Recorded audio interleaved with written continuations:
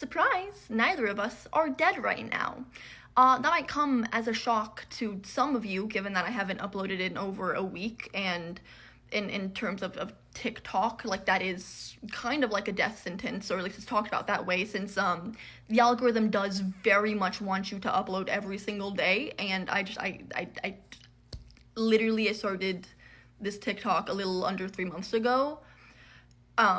In 2 of those months, I had issues with my health insurance, and then I didn't have Adderall. So everything was very much in disarray. But I'm getting too ahead of myself. I just wanted to make a quick video because, one, I know this isn't going to get views, except for the people who watch every single video on my page. And the fact that some of y'all are so mask off about that, cool for you, I guess. I mean that sincerely. I always respect audacity. But there are some aspects of my life that I haven't mentioned at all, other than just most of them. There were some things in particular that I kind of wanted to get into, but it was kind of could mean nothing. But let's talk about how the past 3 or so months of my life have been going. I started my TikTok, this TikTok page, I started uploading about 3 months ago.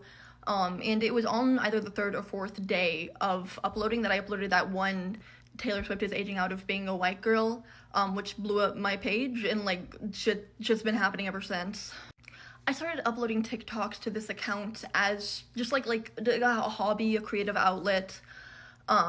It kind of, I don't want to say it necessarily came to me in prayers, but it was very much oh, this is a path that you can explore. And I actually did have another TikTok account at the start of the year. Some of my videos went, well, one of them did pop off and go viral, but some of them would get 100,000 views or 150,000 views. It was good, but it was nothing crazy. I wasn't a person, you know? We can get into all of the reasons why I just deleted that account, but at the end of the day, I could tell it really wasn't coming from a genuine, authentic place. Not in the sense that I was being fake, but in the sense my presentation wasn't correct. And I know that might sound very particular and odd to some people, but I'm very much the kind of person where I don't care if I do something horribly.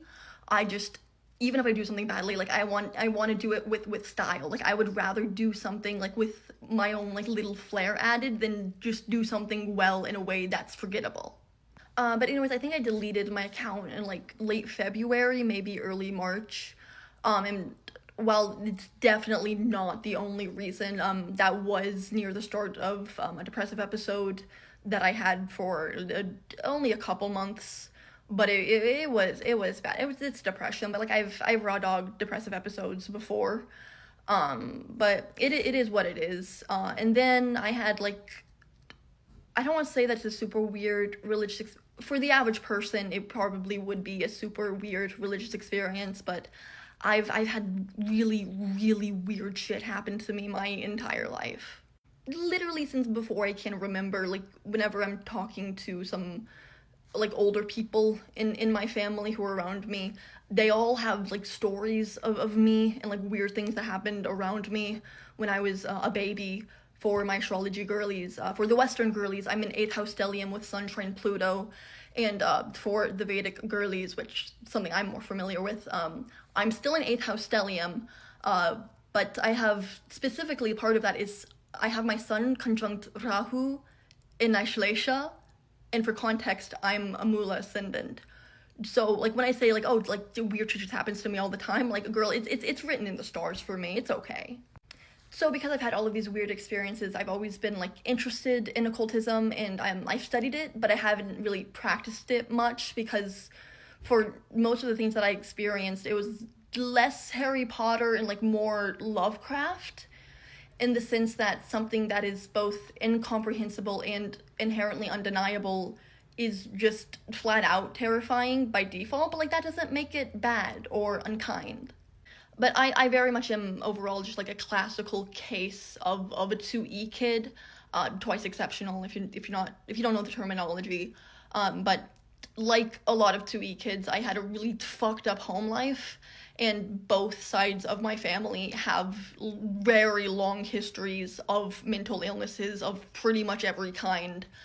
And something that I learned a lot studying occultism growing up is sometimes whenever you stare into the abyss and the abyss stares back into you, like it does fucking like take your soul out of your body. And even if you believe in more of like a psychological view of what most people call magic, how we can have atheist witches, that a lot of what we call spell work is actually just kind of like tampering with like the neuroscience in any way you can to create like altered states, and it's not like actually anything outside of the person creating all of this religious experiences. Like that doesn't change the fact that you can, even if your baseline is completely healthy, like you can give yourself religious psychosis. That is a very real thing. Especially since if you look at a lot of occultism and like specifically throughout history, for most cultures, they wouldn't let you be initiated or practice or even know about certain things until you were in your 40s, because you needed some element of grounding, because like getting really deep into psychological and like mystical magical stuff and like challenging your perception of reality, like that shit gets bad fast. So rather than following up on any of these like spiritual weird things going on, I was kind of just like biding my time until I was in a much safer and more stable place. But anyways, because I had that one specific religious experience earlier in the year, I was like, okay, like I might as well like actually call myself Hindu and start like doing things, given like weird shit has been happening in correlation to that for years and years at this point. But it was kind of just like, okay, that's a thing that happened, like that's an option. So I've actually started having like a really strong religious practice this year, and that's part of why I started the TikTok. Was, you know, like Krishna was cool with it, so I was like, okay, sure, why not? And it was on either my third or fourth day of posting TikToks that I uploaded that one Taylor Swift video that went viral. And it's the only reason I even listened to that album, because I'm not a Swiftie, I'm just a white woman. But one of my coworkers is a really big Taylor Swift fan, and there were some like other like weird synchronicities surrounding this album. So I was like, okay, like I might as well like let me just try and like give this album a shot, and like maybe I can like bond with my coworker over it, because like even if I don't like it, there's still like certain aspects of it that like I can find redeemable, because like I love music and I love showgirl music specifically. Well, I love a lot of music specifically, but like I am familiar with showgirl music as not necessarily as a genre, but like as a category. And I uploaded that video the day the album came out, so I didn't know that people weren't going to like that album, because that is kind of just what Taylor Swift sounds like to me, like even her good work. So I kind of just assumed I was gonna get doxxed for it, and I was like, okay, well maybe if this gets like 5,000 views, I would be like so happy. And now it's at like 8 million. Thanks, team. But it blew up overnight, and I have ADHD, so I took like my last remaining Adderall that I had like the morning after I uploaded, and I got like really sick. Not from the Adderall, but like the Adderall was my last one, and then like I called my psychiatrist to get more, but then I had health insurance issues for like 2 fucking months.